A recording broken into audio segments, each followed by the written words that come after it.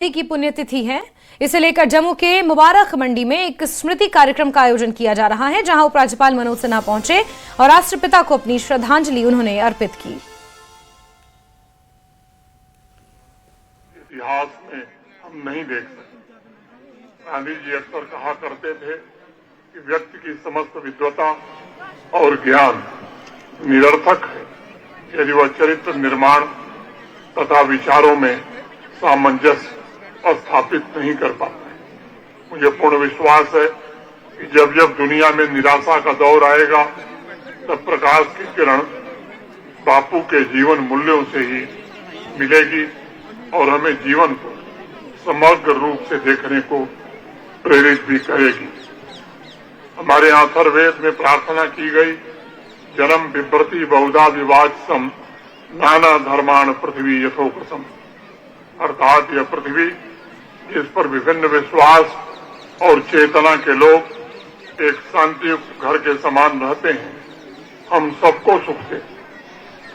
इसलिए आज उनकी स्मृति में आयोजित इस कार्यक्रम में समाज के सभी वर्गों से, विशेष रूप से युवाओं से मेरा आग्रह होगा कि गांधी जी के मूल्यों पर चलकर ही हम वर्तमान समस्याओं पर विजय प्राप्त कर सकते हैं तथा आने वाली पीढ़ियों का भविष्य भी निर्मित कर सकते हैं, पूरी दुनिया में सौहार्द स्थापित कर सकते हैं और मानवता का कल्याण भी कर सकते हैं। बापू सदैव से सत्य की बात करते थे। आप में से अनेक लोगों को शायद पता होगा, जब वो 8 वर्ष के थे, विद्यालय जाना शुरू किया था, तब उन्होंने उस समय सत्य हरिश्चंद्र का नाटक देखा था और उस नाटक से इतने प्रभावित हुए कि घर आने के पश्चात शीशे के सामने खड़े होकर नित्य जो संवाद थे उस नाटक के, उनकी प्रैक्टिस करते थे। गांधी जी ने बड़े बड़े काम किए,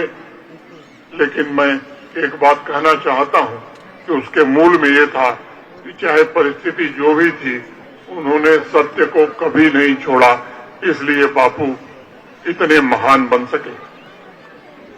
महिला शिक्षा पर उन्होंने और महिला शिक्षा बहुत जोर दिया।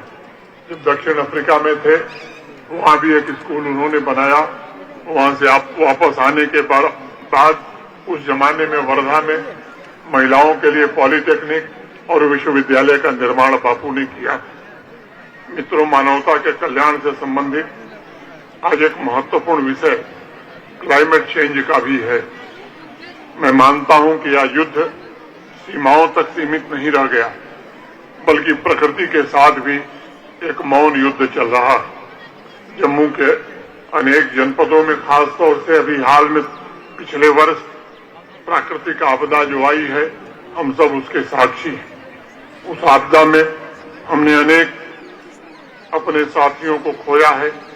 उनके प्रति भी मैं श्रद्धांजलि अर्पित करता हूं, उनके परिजनों के प्रति गहरी संवेदना व्यक्त करता हूं। इसलिए क्लाइमेट चेंज को मैं मानवता के सामने सबसे बड़ी चुनौती मानता हूं। इस चुनौती का सामना करने के लिए बापू का सादा जीवन और स्वदेशी का विचार हमें गहरी सीख देता है।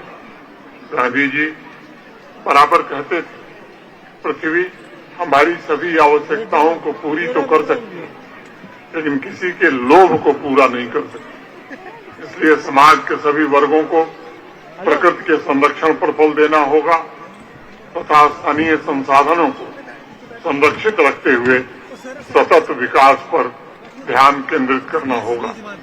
मैं समाज के सभी वर्गों से गांधी जी के सर्वोदय के दर्शन को का भी अनुपालन करने का अनुरोध करूंगा।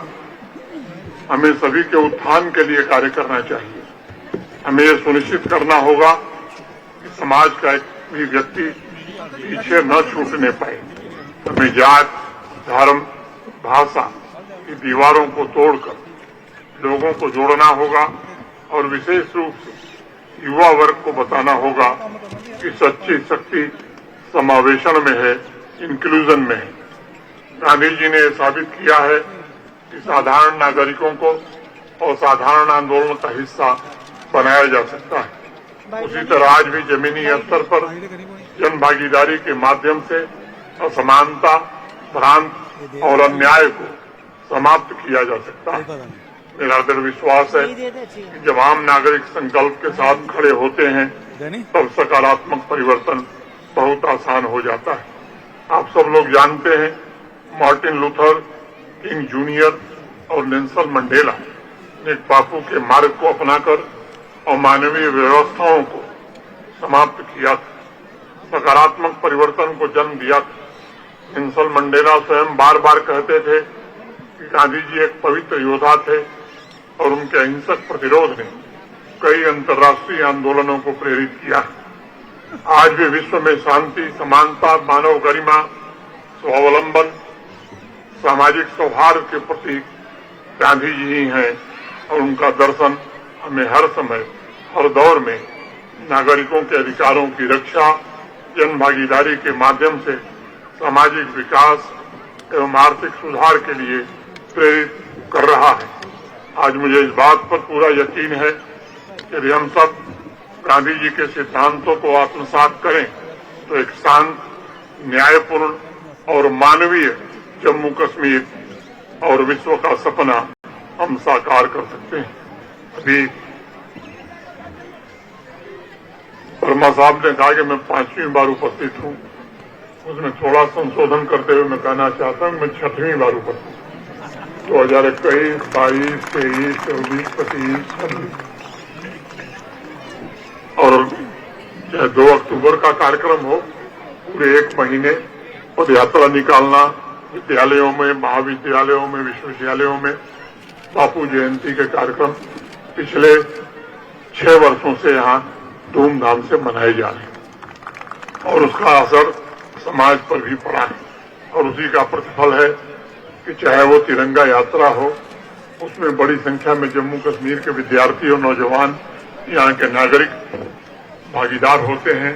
और अभी भारत सरकार ने जो वंदे मातरम अभियान प्रारंभ किया था, केवल जानकारी के लिए मैं बताना चाहता हूं, प्रथम चरण में जम्मू कश्मीर पूरे देश में प्रथम स्थान प्राप्त किया। जम्मू कश्मीर की कुल आबादी देश की आबादी की 1% है। बावजूद इसके जो टॉप 10 डिस्ट्रिक्ट थे देश के, उसमें 9 जिले जम्मू कश्मीर के थे और किश्तवाड़ देश का नंबर 1 जिला बना था। दूसरे स्थान पर देश का सबसे बड़ा प्रदेश जहां का मैं रहने वाला हूं, उत्तर प्रदेश था और तीसरे स्थान पर मध्य प्रदेश। वंदे मातरम के दूसरे चरण का कार्यक्रम 26 जनवरी को समाप्त हुआ और मुझे बताते हुए प्रसन्नता है कि दूसरे चरण में भी जम्मू कश्मीर ही पूरे हिंदुस्तान में नंबर 1 पर है और 10 में से 7 जिले, टॉप 10 में 7 टॉप डिस्ट्रिक्ट वो जम्मू कश्मीर के हैं। ये मैं मानता हूं कि ये महात्मा गांधी के आदर्शों पर चलते हुए जम्मू कश्मीर ने ये प्राप्त किया है। मैं खास तौर से शिक्षा जगत से जुड़े और सिविल सोसाइटी के सभी नागरिकों को, यहाँ उपस्थित सभी सम्माननीय जनों के प्रति हृदय से कृतज्ञता ज्ञापित करते हुए एक बार पुनः बापू को सच्ची श्रद्धांजलि अगर हमें देनी है तो मुझे लगता है एक संकल्प हमको लेना होगा। बापू बार बार ये कहते थे कि हम जो परिवर्तन देखना चाहते हैं उसकी शुरुआत हमें खुद से करनी होगी। मैं समझता हूं आज यहां से हम संकल्प लेकर के जाएं, उज्जवल जम्मू कश्मीर और उज्जवल भारत के निर्माण में हम अपना योगदान दे सकेंगे। बहुत बहुत धन्यवाद। जय हिंद, जय भारत। तो आज महात्मा गांधी की 78वीं पुण्यतिथि के मौके पर जम्मू में भी ये खास कार्यक्रम आयोजित किया, स्मृति कार्यक्रम इसे नाम दिया गया है। और इसमें आपने उपराज्यपाल मनोज सिन्हा को सुना, जिन्होंने बापू को याद करते हुए उनके आदर्शों पर चलने का जिक्र किया। और ये सीधी तस्वीरें आपको दिखा रहे हैं जम्मू से, जहां उपराज्यपाल मनोज सिन्हा भी इस कार्यक्रम में मौजूद हैं। स्कूली बच्चे और आम नागरिक भी इस कार्यक्रम का हिस्सा हैं।